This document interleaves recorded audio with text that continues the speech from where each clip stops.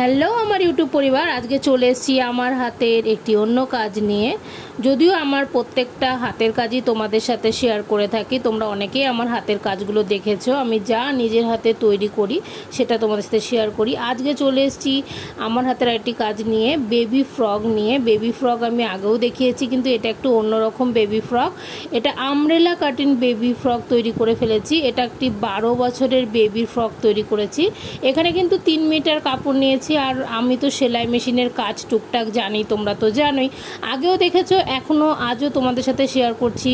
আমি কিন্তু ফিতেও নিয়েছি। অ্যাকচুয়ালি সেলাই মেশিনের কাজ করতে আমি খুব ভালোবাসি, আর আমি খুব মন থেকে কাজটা করি। আর নতুনত্ব জিনিস তৈরি করা আমার খুব পছন্দের বিষয়। আর অলরেডি আমি জামাটা তৈরি করে ফেলেছি, বেবি ফ্রকটা তৈরি করে ফেলেছি। অনেকে জামা বলে, অনেকে বেবি ফ্রক বলে। এটা কিন্তু আমব্রেলা কাটিং বেবি ফ্রক।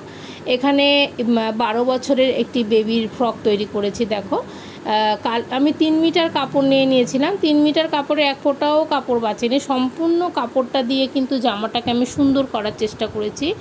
দেখো কেমন হয়েছে বেবি ফ্রকটি। এটা অ্যাকচুয়ালি আমার ছোটদার মেয়ের জন্য আমি তৈরি করেছি। ও আমার হাতের বানানো ড্রেস বা যে কোনো জিনিসই পরতে খুব পছন্দ করে, খুব আগ্রহী আমার হাতে তৈরি করা জিনিস পরতে। তো দেখো, এই জামাটা কিন্তু তৈরি করতে আমার বেশিক্ষণ টাইম লাগেনি। একদিনেই আমি তৈরি করে ফেলেছি, একদিনেই কেটেছি, একদিনেই কিন্তু তৈরি করে ফেলেছি।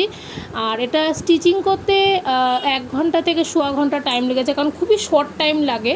এটা কাটিংয়ের উপরে কিন্তু সেলাইটা স্টিচিংটা নির্ভর করে। কাটিংটা মেন থাকে, কাটিং করতে খুব টাইম লাগে, কারণ যেহেতু আমব্রেলা ফ্রক বের করাটা কিন্তু খুব টাফের বিষয়। একজন ধরে হয় না, 2 জন লাগে। যদিও আমি ফিতে ধরে একেই করেছি।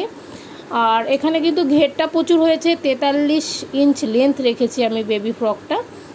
এখানে কিন্তু আমি নিচেও দেখতে পাচ্ছ একটু কুচি দিয়ে একটু বাড়ানোর চেষ্টা করেছি। 43 ইঞ্চ কিন্তু কম নয়। আমার হাতে তৈরি করা এই বেবি ফ্রকটি যদি তোমাদের ভালো লেগে থাকে, অবশ্যই লাইক কমেন্ট শেয়ার করো। যারা সাবস্ক্রাইব করোনি, চ্যানেলটি সাবস্ক্রাইব করে দিও সবাই। টাটা।